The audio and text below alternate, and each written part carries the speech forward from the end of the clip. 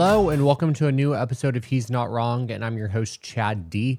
Before we get into this new episode, I have a few housekeeping items to share. First, we have a lot of new listeners, so go ahead and pause this episode and give us a rating and review on whatever platform that you're listening to me on right now. That's number one. Number two, we have 3 episodes left for this year, so I want to thank you for being on this journey with me. And I want you to stay tuned for more information regarding what 2026 will look like for He's Not Wrong. We will be adding Substack to our list of ways that we communicate in 2026. So please, please, please go to he'snotwrongpodcast.com. And at the bottom of the page, you can enter your email address. And I'll add you to our Substack mailing list this week. There is more information to come on that. But now, today's episode is about what it looks like when public service actually means something. My guest is John Sullivan, a former FBI Intelligence Analyst with nearly 2 decades of experience protecting this country. When John joined the FBI, he took an oath to support and defend the Constitution of the United States. That oath didn't expire when the job ended, and it's exactly why he's running for Congress now. At a moment when Donald Trump and Congressman Mike Lawler are undermining our national security by politicizing institutions, purging experts, and rewarding loyalty over competence, John refuses to sit quietly on the sidelines. He's seen firsthand what happens when career public servants are replaced with political operatives and how dangerous that is for American families. John grew up in a working class family, became the first in his family to earn a 4-year degree, and went on to serve presidents of both parties. His work took him from surveillance missions around Washington, D.C. to leadership roles combating foreign adversaries, terrorism, drug cartels, and human trafficking. He ultimately left the FBI as one of the most senior openly gay officials in the Bureau. In 2014, John was diagnosed with cancer, but because he had strong health insurance through his job and a supportive community, he was able to get through that experience. And that experience reshaped how he thinks about healthcare and why he believes access to quality care should never depend on luck, employment status, or income. In this conversation, we talk about the politicization of the FBI, the lasting impact of January 6th, the erosion of democratic norms, healthcare affordability, campaign finance reform, and what real leadership looks like when institutions are under attack. We also talk about why local engagement matters now more than ever before, and why John believes that Congress needs leaders who understand both national security and everyday life. So without further ado, I give you my conversation with Democratic congressional candidate John Sullivan. John, welcome to He's Not Wrong. Thank you so much for joining us today. How are you doing? No, thanks so much for having me. I'm doing great. Thanks. It's the state of the world is a little bit crazy at the moment, but doing everything possible to make sure that we're keeping the fight to Trump and those in the administration. And we're appreciative for that. How's the congressional campaign going? How's it going as we head into the actual midterm year? Yeah, look, the congressional campaign, as somebody who didn't have a background in politics or has never been a politician in the past, this has been a learning curve. But what I've been so inspired by is the number of folks as I travel around the district. New York 17 is a pretty large geographic Mhm. district. It has 4 different parts of counties. And so traveling around listening to folks and hearing what's concerning them, it's really interesting because so many folks are worried about their neighbors and their family members and their friends, like as we see things like what ICE is doing, but they're also worried about their financial future and their ability Mhm. to actually provide for their families. And housing costs and the cost of living just overall has just been a really big challenge. But that's what really invigorates me, being a voice for those folks and going out and coming up with ways in which we can actually bring prosperity back to the district.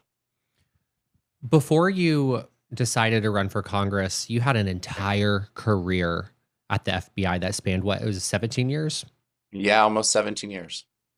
What brought you to the place where you were like, this is the work that I want to do? I want to work in national security.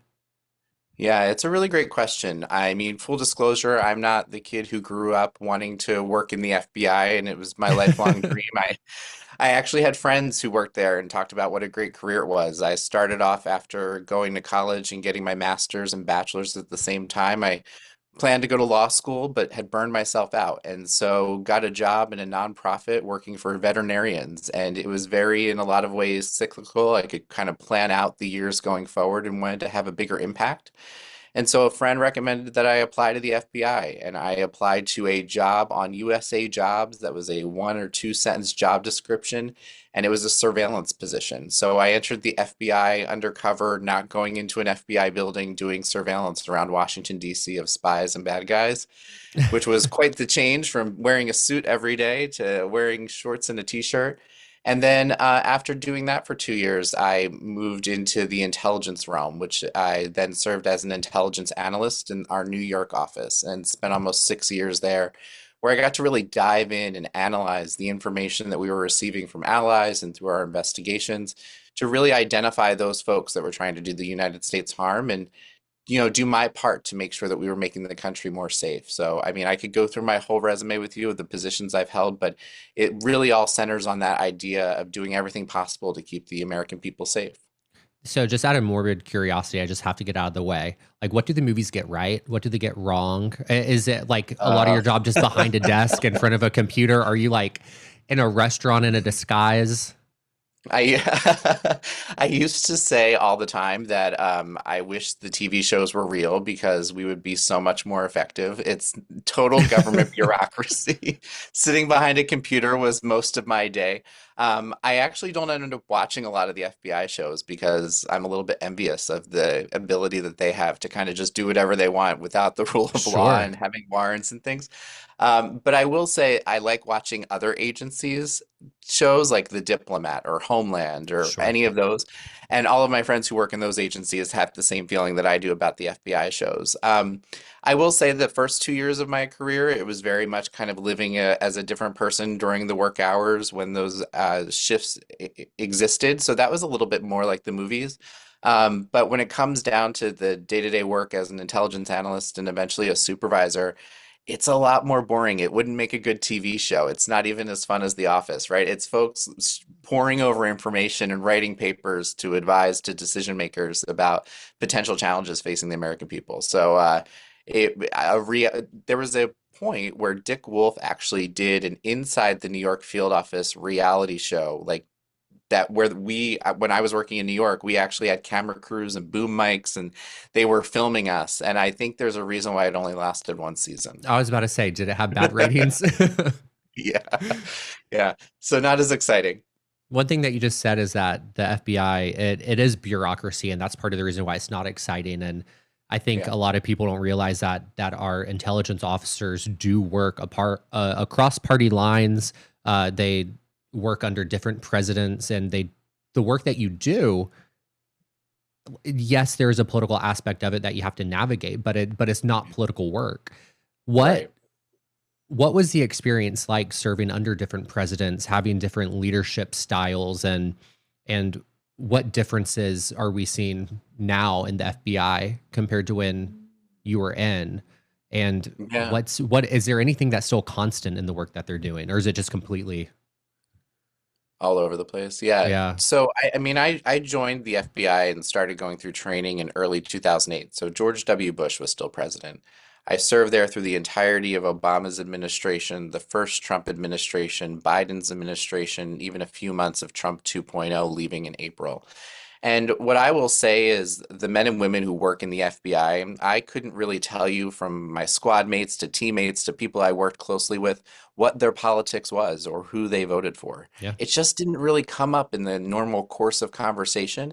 And even if you could kind of get an inkling that maybe somebody disagreed with you politically just based on, certain topics that were maybe mentioned, it never turned into this sort of larger politicization of the organization because you were focused on one common mission. And that was, if you were working in counterintelligence, it was catching the spies or counterterrorism, going after the terrorists. And that was really the thing that drove all of us.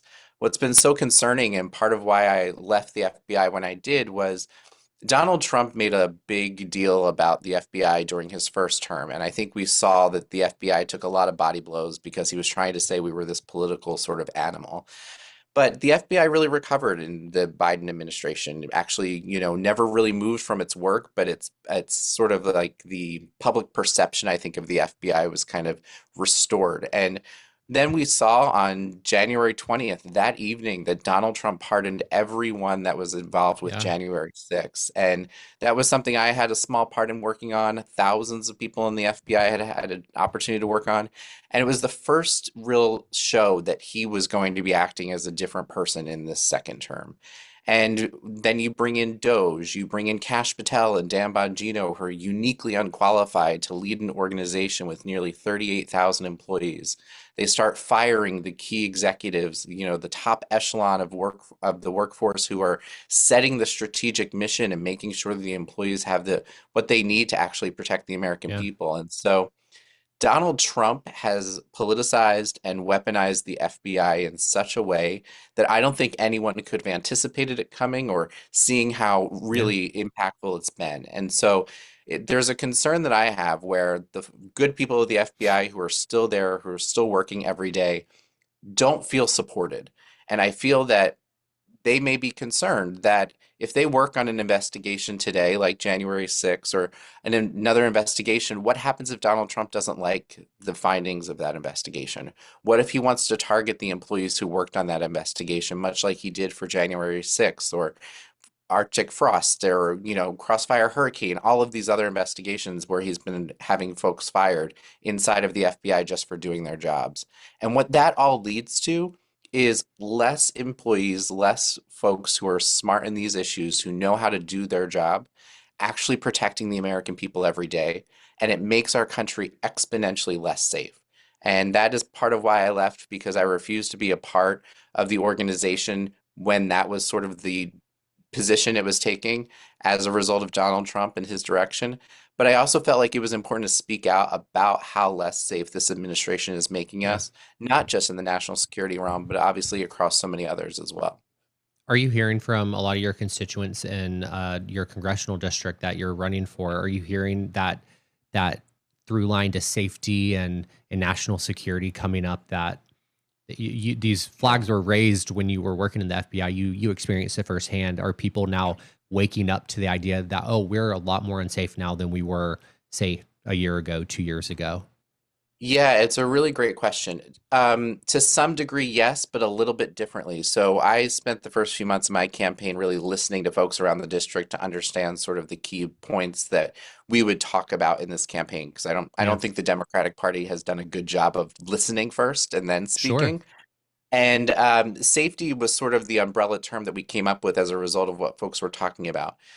It's hard for Americans to understand, and constituents here in New York 17, how less safe they're being made by an administration from an outside adversary, because the FBI doesn't do a good job of talking about the number of attacks that it stops. You Mm. only know about the ones that actually get through. And so when we talk about safety, folks here in the district are feeling less safe from the government, from Donald Trump. They're feeling that, with ICE coming into our district and arresting a 4-year-old and doing what they're doing now to kind of destabilize the economy with tariffs, they are feeling less safe and secure, not necessarily because of China's influence or Russia's influence, but because of Donald Trump and what he's doing. And so we still talk about the national security sort of larger realm of Russia and China. It may be in relation to the war in Ukraine or even in Israel and Gaza. But for them, for the most part, it's kind of the chaos is the point, and it's making people really feel unsettled and uncentered. And that's really the big challenge is, and when we talk about safety, we also talk about gun safety, which is something that a lot of congressional campaigns don't take on full throttle. And it's something I've been focusing on a lot because Yeah. it's something that folks here are concerned about, just as Americans who are seeing the proliferation of guns across our country. Yeah. I want to take it back just a little bit, because you talked about how, and at the FBI, you didn't know if your coworkers were what party they affiliated with, how they voted, but you all did have something in common, and that was that you took an oath to Yeah, defend the Constitution. And that's right. right now, I don't think I know what we're seeing happen across the country right now with the Republican Party is this attack on the Constitution. Whatever they want it to say, they Yeah. just tell people it says that, and I think their followers just go along with it. But it's a Mhm. complete disregard for what the Constitution actually says and what it's supposed to do and what it defends for when it comes to our rights. And one thing that I really appreciate that you've said before is that the oath that you took to the Constitution is one of the most important things that you've taken. And I want to know what you mean by that. And what does it mean now after we've seen all these attacks happen to the Constitution since you first took that oath when I'm assuming in 2008?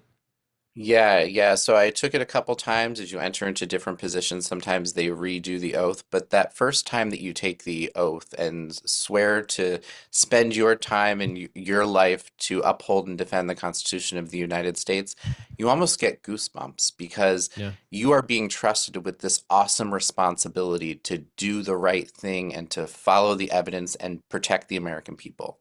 And you're one of many thousands across the government who take a similar oath, but it's the idea that you have a part to play in keeping the country safe and moving forward. I even had the opportunity as an executive before I left the FBI to administer the oath to new employees and to tell them about the awesome privilege we were having to swear this oath and protect the American people. And you still see it in other people's eyes that this is when it gets real. You can go through training for months at Quantico, you can do all of the hard exams and tests, but when you're up there and you're raising your right hand and swearing that oath and repeating after those who are administering it, that's when it really gets to be real. And what we're seeing now is Donald Trump and the members of Congress who took their oath on January 6th of this year, they are doing everything possible to serve and defend one person, Yeah. and that is Yeah. Donald Trump. They are not thinking about the greater American people or the norms and processes that we have in this country to ensure the rule of law and due process. They are only worried about the idea of protecting one man, which is exactly why we have a constitution. It was the idea that we are this democratic republic, that we don't swear an oath to a person, we swear an oath to an idea. And it really requires the entire government working together to with that same idea in mind for that oath to really be held. You led a team of analysts in identifying the individuals who stormed the Capitol, and that was a direct attack, not just on the Capitol, but on our Constitution Yeah. and on our system of government. What did you learn about extremism in America from that process? Because you had a very unique viewpoint on for January 6th. I remember where I Yeah. was. I was at Yeah. work. I was streaming it on my computer, but you literally were like a mile away from the Capitol when it happened. So Yeah. you you were close to it. You worked Yeah. on the case for it. Yeah. What did you learn from about extremism in America from that? So many things you kind of learn because every person who partook in January 6th in some way had a different or motivation in some way. But I think what I found as I kind of sat back and sat with it after the team had done some of the initial work, and again, it was the very early stages, and then things moved on to other investigative teams. But it was the idea that folks can get so caught up in the narrative, sort of the story of one person, Donald Trump, that it allows them to act in a way that they never would have acted if it had been years prior, right? Yeah. And so a lot of the norms of our society were broken before that day, but that day was sort of the culmination of anger and frustration and concern from all these folks. And what ended up happening was they were trying to stop the certification of a presidential election because the guy they liked didn't win. It's something that we have tackled throughout our history. There are always people who our elections are usually pretty close, and there's about half the country who's maybe not happy with the winner. But this was a unique change, and it was almost this mentality that Donald Trump had taken on such a large part of the headspace for these folks that they didn't see a world functioning without Donald Trump. And so they acted in such a way where they kind of became this extremist. I mean, you can look at folks who participated in January 6th. One of them is a former FBI agent who was at the Capitol yelling to harm the police officers. And he was someone that I had previously worked with for a period of time. He was arrested, he was on trial, he was pardoned by Donald Trump in this second term, and now he holds a high level appointed position in the Justice Department. So you just see these folks who, even like that individual who had always operated under the idea of swearing that oath and taking that oath seriously, who got caught up in the lies and the misinformation of Donald Trump. and acted in a way that it was completely out of character. And it just shows how fragile our democracy is, how our democracy really requires the will of the people Yeah. to uphold it. And I think, the response to January 6th and the days and even the Biden presidency afterwards was really important about calling those things out. But now we've entered into a kind of second era of the dark times of Donald Trump where Yep. those folks are feeling vindicated. And they shouldn't. They're criminals who actually attacked the Capitol and attacked law enforcement and killed people. And now we have a situation where institutions, government agencies, pediatric cancer research are all being under attack now because Donald Trump feels some way about those topics. It's so much, and you've laid it out beautifully about how much has changed just even in the short time that he's been in office for the second time. Yeah. And he has put into leadership at the FBI Kash Patel, Dan Bongino. Um, what threat specifically, and if you can't say specifically or give specifics to your thoughts on this, then we can talk high level overview. But what is being missed that actually is threatening our safety in this country with them in control? Does that make sense? Mm. Yeah, it does. It does. So, I mean, I think there's a couple different ways to look at this. So, in the most basic way of looking at what's being missed, the job that I had, the leadership positions I had over teams was to look at the information we were getting from investigations, from our allies, from even what we were learning about our adversaries, and pulling all of that together and synthesizing it into a way where policymakers can make a decision about the FBI or the country's posture as it related to a particular topic. You have thousands of people, about 3,000 or so analysts and others who work in that space who do that work. But as Donald Trump has attacked the FBI, put people like Kash Patel, Dan Bongino in who have attacked those who work in the FBI, those folks are worried about whether or not they're going to have a job tomorrow because of the Yeah. work they're doing. These are regular people who have to pay their bills and raise their kids and care for their elderly parents.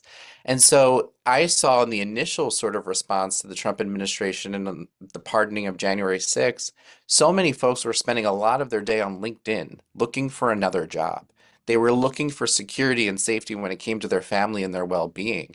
And I think as we Mm. just see attack after attack on the FBI, I have to imagine that's still ongoing. And so for the American people, those folks are not spending these 8 hours a day that they were spending reading and synthesizing that information.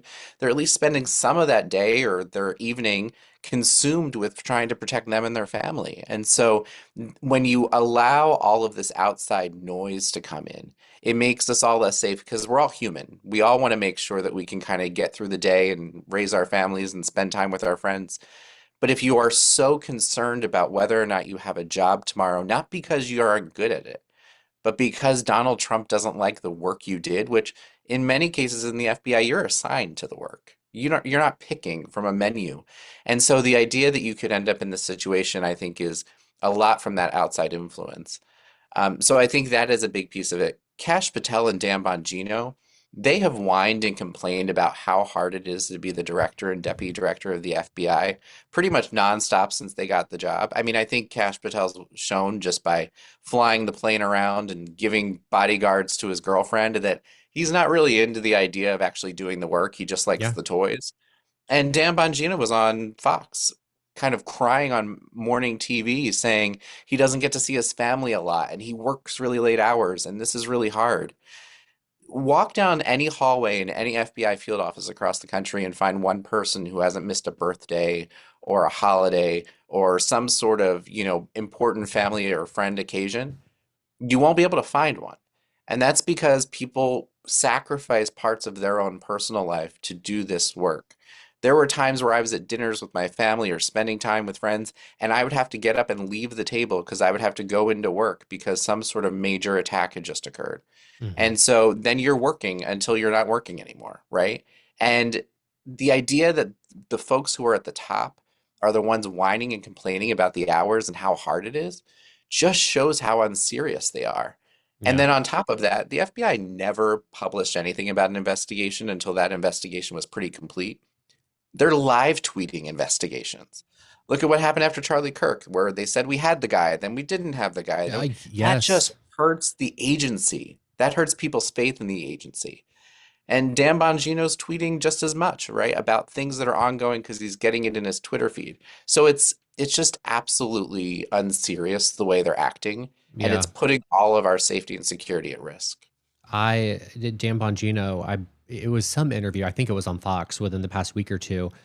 Pretty much admitted that he is paid to Oh yeah, spread falsehoods, and yeah, it goes to show just how little respect that he has for law and order, for truth, for yeah, transparency, for fact.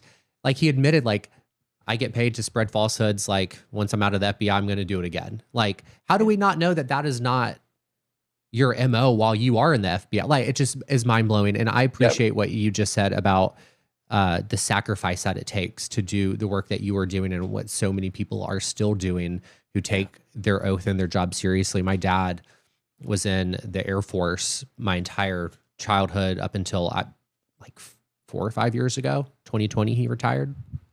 And I just, the level of respect I have for people who defend our country and who work in the intelligence community is just very immense. There are so many milestones that were missed, yeah, but there was a calling that was greater than himself, than right. yourself, that you recognize the need to do the work that you're doing. And it's a calling and not everyone has it. And I think the people who are in charge right now absolutely do not have it. And you laid out that case perfectly.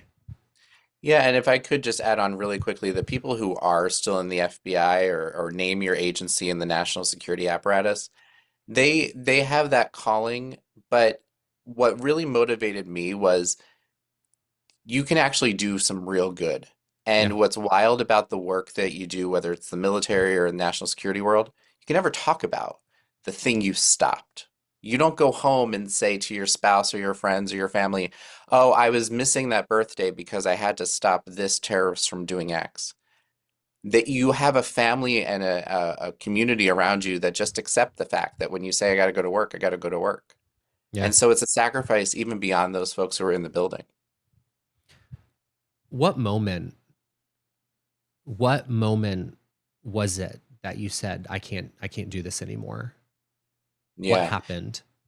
There was kind of a quick succession. So one was the gut punch of pardoning January 6ers on Yep. January 20th, and sort of the repercussions of that. And then there was a list being built of folks who had worked on January 6th, and their employee ID numbers and names were being compiled to go to Emile Bove and then eventually to Pam Bondi for reasons unknown, and assumed I was part of that list. I had many employees who were. And then when the attacks on DEI and the idea of celebrating everyone who works in our organization for who they are and what they bring as a perspective that's unique. I had the privilege of being one of the highest ranking openly gay officials in the FBI. I also had the opportunity of being the executive champion, which is sort of the formal leadership role for FBI Pride. And in the FBI, as a result of the kind of attacks on DEI, we had to disband that group. We had to tell folks who felt that as a safe home and a place of community that we could no longer operate in the same way we had, and take down flags and things that were around the building as a result to almost protect employees by hiding them in some way. And this was across every employee resource group, whether it was, FBI Pride or something else.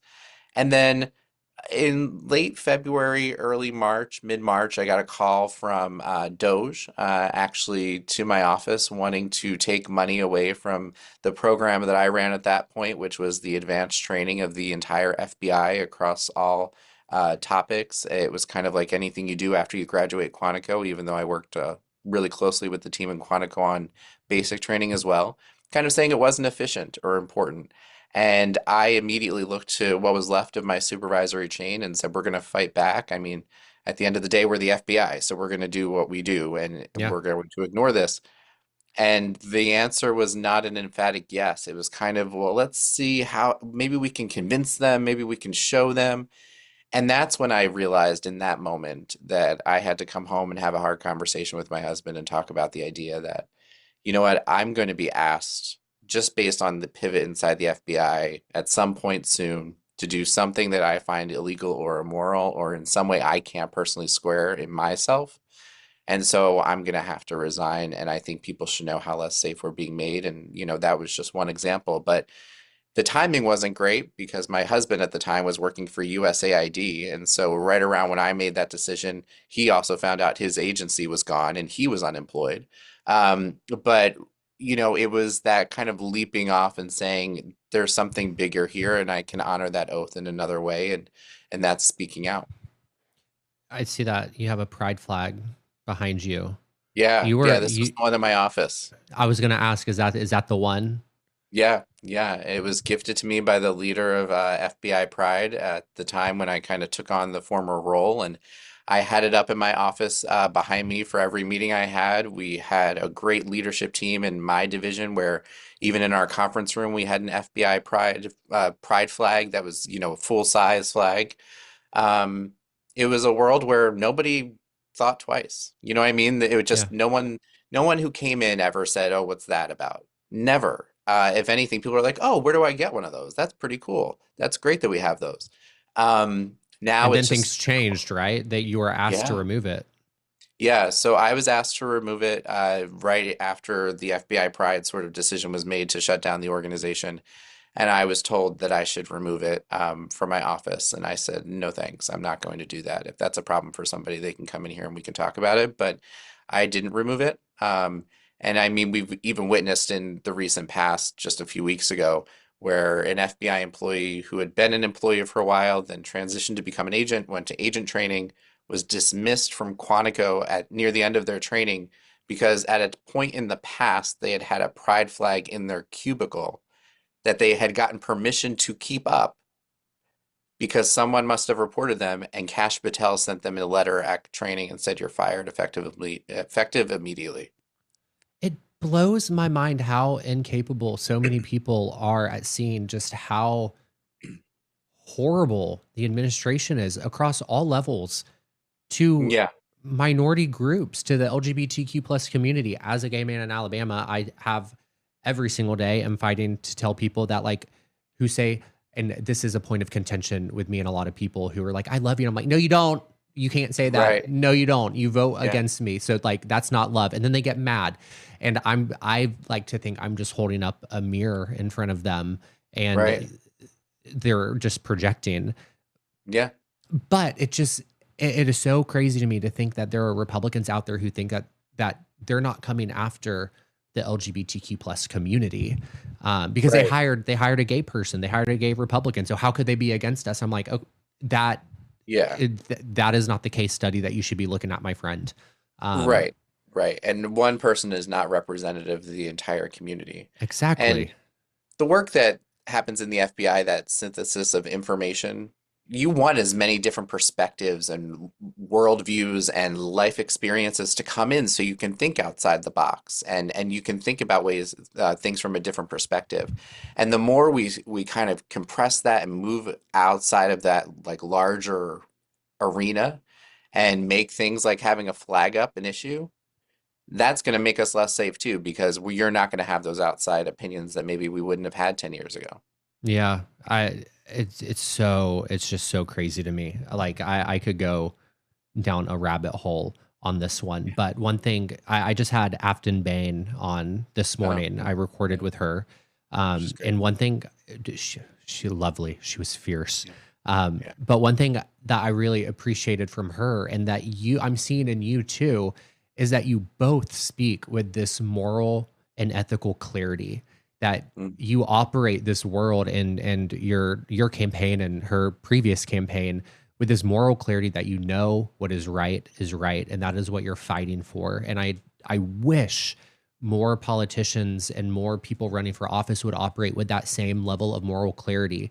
Because I think when it's so visible the way it was and is on Afton, and then the way it is on you, it's like I trust you. Like I can tell. It's yeah. it's so obvious. So I appreciate that. Thank you for. No, well, for thanks. doing what you do. That means a lot. Thank you. I think sometimes in politics, it's those who can talk in snippets and, kind of tweets and who can scream the loudest. But when it comes down to actually governing, none of that is important. It's about actually bringing a purpose and an honesty to that we need in politics. Absolutely. And when I was preparing for this episode, I knew a lot about. I wanted to talk about the FBI. I wanted to talk about the pride flag. But one thing that I was shocked to learn is that you're a cancer survivor, Yeah, yeah. and you have had the blessing of having good health insurance to Mm, help you through that healing process. yeah, But right now, what we're seeing with healthcare in America, that how unaffordable it is, how literally unattainable it's becoming. yeah, Even yeah. yesterday, with all the votes in the Senate that Hmm. they rejected, that would uh, renew the ACA subsidies. Right. They're making it so difficult for people who find themselves in the position that you found yourself in to get that same level of care. And so, what I'm Yeah. wondering is how, with your perspective, how is that informing how you're tackling this issue on your Yeah. congressional campaign? I mean, immensely. We talk about affordability in the campaign and safety and accountability and affordability. Obviously, we can talk about the cost of everyday goods, but I really talk about it from the healthcare perspective because no one plans to get sick. You Yep. just do get sick. And I was overseas in Africa working on counterterrorism investigations for the FBI, and I was in Mali during Ebola and realized something was wrong. And came back to the United States and went to Memorial Sloan Kettering and was diagnosed with cancer. And the entire world upended, right? I thought maybe there was I was going to get some a medicine and go back to Africa, and suddenly your life is changed. And the amount of money that I spent in insurance coverage, I will never pay back in premiums, right? It was just exponential. And I was 30 years old, so what 30-year-old thinks they're going to get sick? Yeah. But here's the deal. I didn't have to worry about the financial stress of it at the end of the day because I had a good health insurance plan. And honestly, in a lot of ways, yeah, you're dealing with paperwork and pre-authorizations, and a lot of that is entirely too complicated, more than it needs to be. But Mhm. I walked out with a very minimal amount of money out of pocket. And I've had family members who are on Medicaid or Medicaid disability, folks who have to just have basic health care because they do have chronic conditions. And what we're witnessing now, whether it was the big ugly bill, as I call it, where, Yep. they cut millions of folks off of their Medicaid. Here in New York 17, 32,000 people are going to lose access to their Medicaid coverage. That's going to start just a few days after the 2026 midterm election. Interestingly enough, all the good stuff, the benefits come now, the hurt comes later. Yeah. But then add on top of that the subsidies issue that we're talking about and why they shut down government and then the Democrats kind of caved on that. And I think in a lot of ways, those health premiums that are going up, by double, triple, are not just for folks who are on the ACA exchange. Those are going to have a trickle effect to anyone who has health care, whether it's through their employer or private insurance, because the slack will need to be picked up. And hospitals are closing, rural hospitals, VA hospitals are closing, primarily because of the anticipated loss of Medicaid funding that keeps their organizations and their staff on board. We've had hospitals just outside of this district that have lowered their trauma level from a 1 to a 3, who have started firing techs and others inside the hospital because they will not be able to function without Medicaid dollars. And when you then add another several million, up to 10, 15 million people who are on ACA exchanges now, unable to afford health care and making that terrible choice not to have the health care, we go back to the emergency room being the primary care physician that will impact everyone, healthcare or not. And I think it's just really important to say that Congress could act. They could do something about this, Absolutely. and they're choosing not to. Well, here's the deal. How about they get on the ACA? How about they actually live with the idea of these subsidies? Because they're getting from the Federal Employee Health Benefit Program, which is what I was a part of, where it's this laundry list of different health insurances you can pay for with, the premiums aren't any different than they are anywhere else, but they don't have to worry about their coverage. I think that Congress needs to feel this. Also, like if you shut down the government, they shouldn't be getting paid. There are just basic things that Congress needs to feel the heat a little bit more, I think, and understand the impact they're having on everyday Americans. But For sure. when when I left the FBI and my husband lost his position at USAID and then eventually left the government, the challenge that we ran into is our healthcare was running out and we had to find healthcare. And so we were on the exchange looking at plans and possibilities. And we have a 7-year-old son who has never found anything too tall to jump off of. So we know that we need to be prepared for that ER visit. Yeah. And the cost of healthcare for a family of three, a non-catastrophic plan, was over $2,000 a month. That same plan is going to go up to $2,700 a month. As somebody who has been sick, who has had cancer, who wants to make sure my family is protected, we were having the conversation of can we afford it? That is going to happen to so many people in this country, and it's coming just in a week or so. Yeah. And the idea that Congress is just kind of letting it go by is so infuriating to me, and it's why the representative in this district right now, Mike Lawler, is uniquely unsuited to sit in that position any longer because he voted for the big ugly bill and then he is sitting by while these subsidies fall apart. It's disgusting. It truly is. I live in Birmingham, Alabama, and Yeah. we have our, not only does the national healthcare crisis have implications here, obviously, but we have our own problems. Our rural hospitals are closing too. But in a place like Alabama, Yeah. like rural hospitals are everything. So Birmingham, I'm a map person. I assume everyone is familiar with the placement of cities on maps. Like I cannot function if I do Yeah. not know where's north, south, or if I like Right. know where am geographically on a map. So I'm assuming you know kind of the layout of Alabama and where Yep. Birmingham is, and it's like very central, and then it's just surrounded by a bunch of rural small towns, Hmm. and so many of those rural hospitals have closed that they're quite literally, I am not kidding. There are places in Alabama where if you had a heart attack, you would die because you would not make it to a hospital fast enough to be able to get treatment. And for a lot of people, the closest hospital is 2.5 hours away in Birmingham. Yeah. Like, That's crazy. It's in the wealthiest, one of the wealthiest nations on earth. The idea that we can't provide a healthcare infrastructure and we have a government that is choosing to degrade it even more. Look, the Affordable Care Act is 15 years old. There are ways to improve it. It definitely needs to be modified and enhanced based on sure, what's happened, but just gutting pieces of it. And Trump did a lot of this in the first term, the individual mandate and other subsidies that he cut. They've been picking at this thing and ripping it apart and then making it less likely for someone in Birmingham to be able to go to a hospital that's nearby because the hospitals can't bring in the revenue needed to operate. sure. And one of my biggest gripes is the fact that um, I've had you're the third straight guest where I've apologized for having Katie Britt and Tommy Tuberville in the U.S. Senate. I did not vote for them, obviously, but Yeah. I feel the responsibility to apologize to every person that I can that's outside of Alabama. So I'm so sorry. I But have a very good friend in Tennessee, and she apologizes a lot, but was working really hard for Afton. So there's glimmers of hope. right, and we're gonna get into hope in a minute. But um, Katie Britt, all throughout the shutdown, was commenting on the ACA, saying it's broken. We have to repeal it. And one thing that I don't think a lot of voters realize is Democrats acknowledge that it's not the best. Right. It's it is there. It is giving people health care. It is life saving for Yeah. millions. Yeah. It's not without faults. No. But for 15 years, they've tried to repeal it over 50 times, and not once have they ever come up or tried to come to the table with a solution. So it's like, this is what we have. Right. Meet us in the middle. Let's talk about a solution, but they're not willing to.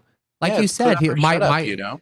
yeah, Mike Lawler is gonna sit there and vote to not extend the subsidies, and he's gonna vote for the big beautiful bill, or big ugly bill, I should say.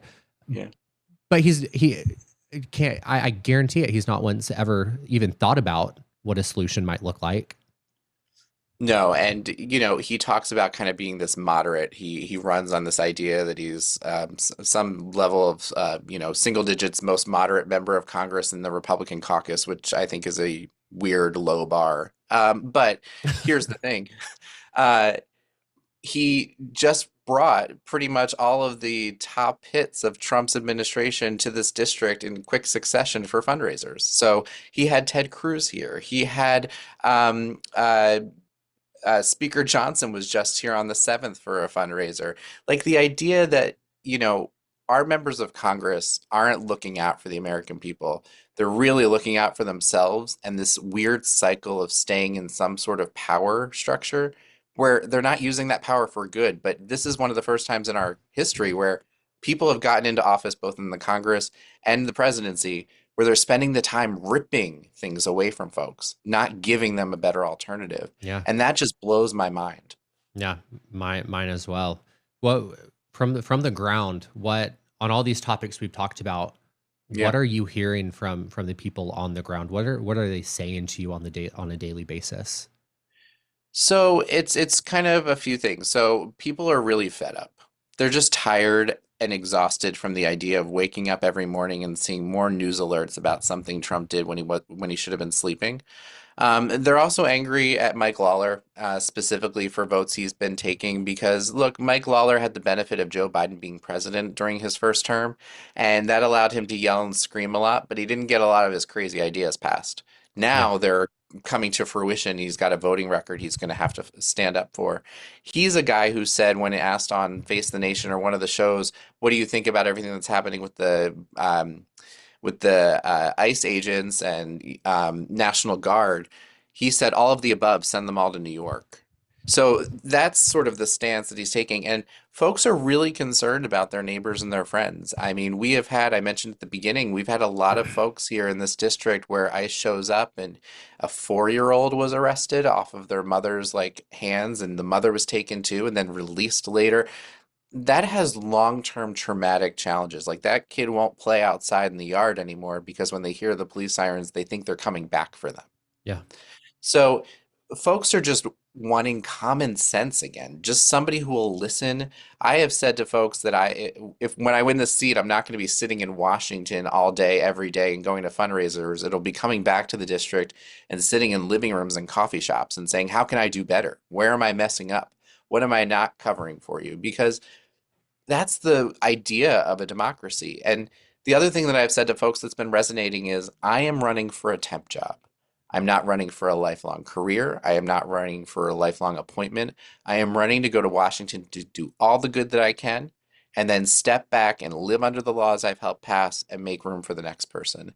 The idea that we don't have folks revolving in and out of Congress on a regular basis to bring in fresh blood is just part of the system and part of the challenge that we're seeing. And one of the first things I'll implement and propose as legislation, if it doesn't get past this Congress, is going to be to stop the stock trading because Yeah. you shouldn't go in worth $700,000 in Marjorie Taylor Greene's case and come out worth 25 million. Yeah. That is when you are doing everything wrong and not looking out for the folks you represent. It's so important what you just said about you win. You're going to be in the district. You're going to be going to the coffee shops. You're going to be the places Yeah. asking people, what can I do? What can I do more for you? How are you doing? Asking the simple questions that make a difference. And Yeah. I want to take a moment to now apologize to the listeners because they will have heard this for the second straight episode because I was talking about this with Afton. But one thing that happened to me a few weeks ago was I was at a bar down the street and there was someone who recognized me from the podcast and knew that I am supporting Doug Jones for governor of Alabama. And he's Mhm. like, we're just talking about that campaign. I was like, you're going to vote for Doug, right? Like he's our best chance at defeating Tommy Tuberville in his campaign for governor. He's like, no, I'm not saying I'm voting for Doug because I'm going to vote for the Democrat who makes a point to show up in the third space, who come, and he was a young voter. I'm 30, he's younger than me. And he was saying that there are so many people like him that are agreeing with that standpoint that you're not guaranteed to vote just because of the party. They want to see you in that coffee shop. His exact words, see you in that coffee shop and come sit at my table and ask me how I'm doing. There's a Yeah. need for authenticity and for connection and just removing that that piece from the Yeah. equation. Yeah, you have to. And I think, part of the problem in politics is our elections are way too long, but almost need Yep. some of that runway, I'll say, as a candidate, because you need to be able to hit as many coffee shops and diners and things. But our congressional districts are way too big, 760 or so thousand people in a congressional district, Alabama as a state. Like Doug Jones can't get everywhere. And so, No. but people need to see on social media and other places that he is going to those spaces. He is going to those places. And people need to repost and share the fact that they ran into Doug at the car wash. Like Yep. that's what's needed. Yeah, I worked on a congressional campaign with Mallory Hagan back in 2018, and her congressional district when she ran, I followed her with a camera and I did all her social media. So I literally was with her everywhere, Yeah. just in order to make it from one part of the district to the top, bottom part of the district to the top part of the district. You would have to block out 4 hours of the day Yes. just Yes. to reach it, and that time is vital. Huge. Huge. I You mean, when get I it. jump in the car and go to northern parts of the district, which may be an hour and change away, and then obviously you have the stop or the meeting, and then you're coming back, you've just lost 2, 3 hours. The team's in the car with me because that is vital time that then I have to spend doing other stuff that I Yep. would be doing. It is quite a wild experience from the FBI to this, just seeing how Oh, different the world is. I can imagine. We're in the final Yeah. few questions here, I promise. Oh, okay. But what do you I'm want? having a great time. Oh, good. I'm glad. Yeah. I'm gonna clip that and I'm gonna try to make that video into a review for the listeners. So thank you. No, Okay. but I'm curious what you want Americans to know right now who feel powerless, who feel overwhelmed with what's going on. I'm sure there is a lot of people, or there are a lot Yeah. of people in your district too who Yeah. feel that way, and I know that's the case in Tennessee, here in Yeah. Alabama, across the country. What message do you have for them? What should they be doing? I would say 2024 was a hard loss. But what Kamala Harris warned about, the idea that our democracy was going to be under attack, we are living through right now. Yeah, So it's important that, yeah, you take care of yourself and take stock of where you are, but you have to step up and turn that sort of just complete and utter apathy that you feel, and it's totally understandable, into energy. And think back to 2018 and 2017 when we had marches in Washington, the Women's March, and other huge marches against Donald Trump in his first term. I've been so impressed by the No Kings protests, and in this district in particular, they've been huge. Get involved and do what you can, whether it's postcards or calling folks. You don't have to be marching every day, but you can have that community of folks that you can reach out to and say, I'm feeling a little rough today. How can I turn that energy into something positive? yeah, And it doesn't always have to be politics, but if it's just talking with one neighbor or helping one person in your community out, right now is a really tough time for so many people in our country. And, as there are holiday parties and events, every one that I've been going to recently, there's a donation opportunity. And maybe it's not money, but it's a coat my son no longer can fit into. It's doing something to better your community, and then it's taking the next step and saying, how can I get involved to make sure that the right people are representing me yeah. in Congress and are going to be a check on Donald Trump? Because this next Congress is still going to have him as a president, and maybe we don't win the Senate. There's not going to be seismic shifts in policies. But what we can do is do oversight. We can hold them accountable for what they've done and turn him into a lame duck and stop him from going forward. The B storyline to this entire podcast. A storyline, I'm not wrong about Yeah. anything. Yeah. B storyline is the importance and the need for getting involved in your local community. Yeah. I So it important. can't it cannot be stated Right. enough. John, final question. What are you not wrong about? I'm not wrong about two things. All right, first one, I'm let's not go. wrong about the idea that we're going to win back the House of Representatives and bring real representation back for the American people. Okay. And I'm not wrong about that we have to get campaign finance reform in check, because money in politics is an entirely different beast that literally allows campaigns to live or die regardless of your message. And it's such an important topic. And we should be counting on our representatives and courts to change the way in which we fund campaigns. You are not wrong about that. John, thank you so much for your No, time, thanks, Chad. for joining us today. Hopefully in the coming months we'll have you back on with a campaign update. Yeah. The listeners are going to hear about this on the last episode of the year, but we'll tease it here. that I'm dedicating He's Not Wrong to races all across the country in 2026 and covering the midterms. So if you're running for office now and I've interviewed you, we're going to be keeping in touch. We're going to we Okay. hopefully, if you're willing, have you back on, and we're going to be Yeah. following your campaign. And we are so thankful for all the work you're doing and for the truth that you're speaking from the bottom of my heart. Thank you. No, thank you, Chad. Love to be back.